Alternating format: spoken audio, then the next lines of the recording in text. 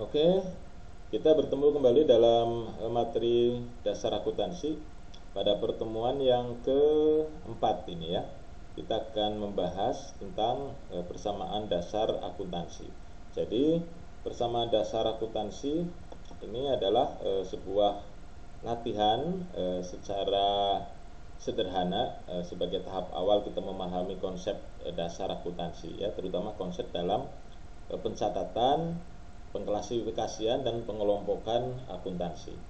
Jadi dalam persamaan dasar akuntansi kita akan belajar pertama pengertian persamaan dasar akuntansi, kemudian yang kedua pengertian transaksi, yang ketiga macam-macam bukti transaksi, yang keempat pengaruh transaksi terhadap persamaan dasar akuntansi, dan yang kelima adalah membuat persamaan dasar akuntansi. Nah, pengertian persamaan dasar akuntansi ini adalah sebuah proses akuntansi yang dibentuk secara matematis dan diturunkan dari bentuk neraca. Jadi kalau kemarin kita membahas tentang siklus akuntansi ya, di situ ada tahap awal, yaitu adalah tahap dokumen sumber ya, tahap meneliti dokumen sumber. Itu sebenarnya adalah proses analisis sebelum melakukan pencatatan. Nah, proses akuntansi dalam bentuk menganalisis dokumen sumber kemudian mencatat itu adalah tahap awal dari siklus akuntansi. Dan dalam pertemuan ini kita akan membahas bagaimana kita secara sederhana melakukan pencatatan dari transaksi yang sudah kita analisis, kemudian masuk dalam persamaan dasar akuntansi. Nah, persamaan dasar akuntansi ini sebenarnya adalah format neraca ya, yang disederhanakan. Artinya kita memasukkan atau mencatat transaksi langsung kepada format neraca ya. Itu tahap awal seperti itu. Nanti ketika kita sudah paham persamaan dasar akuntansi, kita akan belajar pencatatan itu mulai dari penjurnalan. Jadi tidak langsung ke bentuk neraca, tapi lewat bentuk penjurnalan ya. Kemudian masuk posting ke buku besar, kemudian diuji melalui neraca saldo, kemudian ada jurnal penyesuaian, baru kita bisa menyusun laporan keuangan yang salah satunya adalah membuat neraca ya, atau laporan posisi keuangan. Nah, format dari neraca ini sudah paham mahasiswa bahwa sebelah kiri atau kolom debit itu adalah aktiva atau aset ya, yang sebelah kanan itu adalah kredit ya, isinya adalah utang atau liabilitas dan modal. Nah, jadi persamaannya adalah aset atau harta ya, atau aktiva sama dengan utang plus modal. Nah, itu persamaan dasar akuntansi dan itu sama persis dengan format neraca. Nah, di sisi lain kalau kita balik berarti modal itu sama dengan harta dikurangi utang, betul ya. Nah, kalau kita bicara laba itu adalah pendapatan dikurangi beban. Nah, laba ini nanti akan berpengaruh terhadap modal. Kalau laba akan menambah modal, sementara kalau rugi akan mengurangi modal ya. Dengan demikian maka harta atau aset sama dengan utang plus modal plus laba, itu seperti itu. Oke. Kemudian transaksi adalah suatu kejadian ya, atau situasi yang mempengaruhi posisi keuangan suatu perusahaan sehingga harus dicatat ya. Kita lihat bahwa perusahaan itu pasti akan sangat sering mengalami yang namanya transaksi, apalagi kalau perusahaannya itu mempunyai omset yang besar, mempunyai pelanggan yang banyak, sehingga jumlah transaksinya juga pasti akan sangat banyak ya, bisa ribuan dalam satu hari. Nah, transaksi tersebut ya harus dicatat karena akan mempengaruhi posisi keuangan perusahaan. Nah, ada beberapa jenis bukti transaksi yang sering kita temui. Yang pertama adalah faktur pembelian barang. Jadi, kalau perusahaan membeli barang itu harus ada buktinya. Buktinya biasanya adalah faktur ya.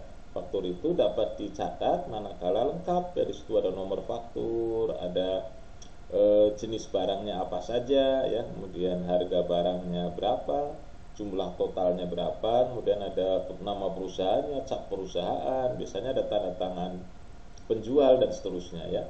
itu baru kita bisa catat. Karena kalau misalnya faktur kita tidak ada besar uangnya, kita tidak bisa mencatat, atau di situ tidak jelas yang dibeli itu barangnya apa, nah itu juga tidak bisa dicatat karena kita tidak bisa melakukan pengklasifikasian itu masuk jenis akun atau transaksi apa.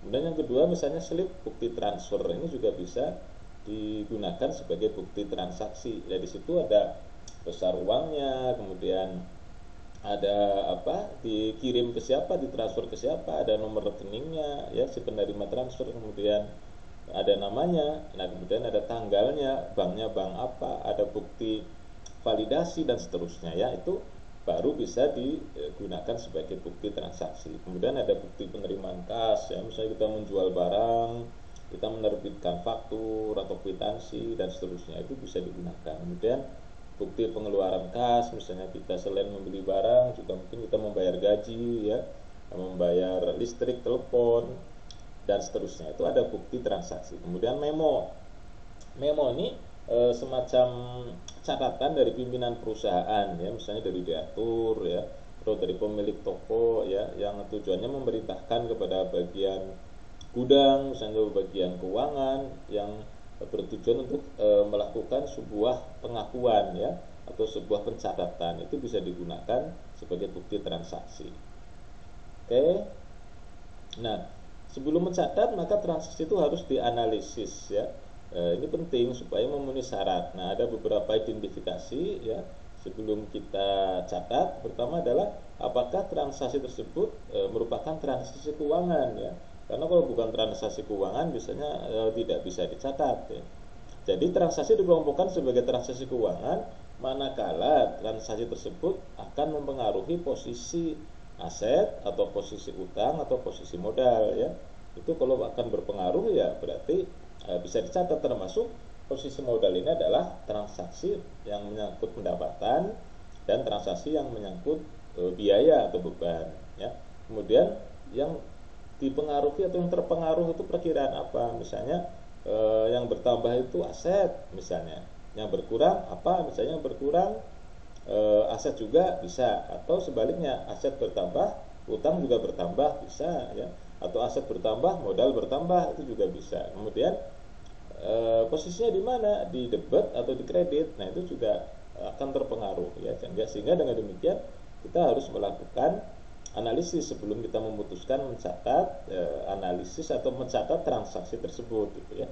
Nah kemudian nilai uangnya berapa, kalau di Indonesia kan rupiah, jadi nilai uang rupiahnya berapa itu yang akan dicatat. Tapi kita harus tahu persis dicatat di mana dan posisinya di mana, apa di debit atau di kredit.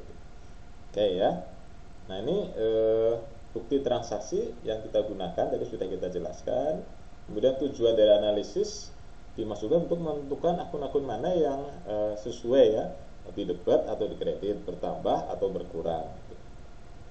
Nah, pengaruh transaksi terhadap persamaan dasar akuntansi ini jelas ada ya, karena setiap transaksi akan mengakibatkan perubahan pada persamaan dasar akuntansi. Nanti kita bisa lihat contoh pencatatan dalam persamaan dasar akuntansi yang bisa merubah posisi persamaan dasar akuntansi.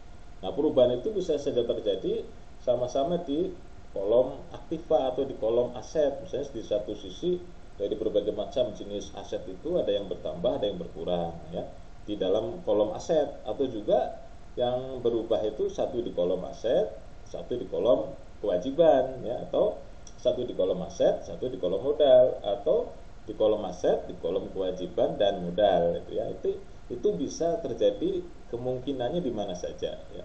Asal kita paham tentang analisis transaksi dan kita bisa mengelompokkan, memutuskan ini masuk kemana dengan benar, dengan tepat, dan perubahannya juga benar, maka kita bisa mengisi atau mencatat transaksi dalam persamaan dasar akuntansi.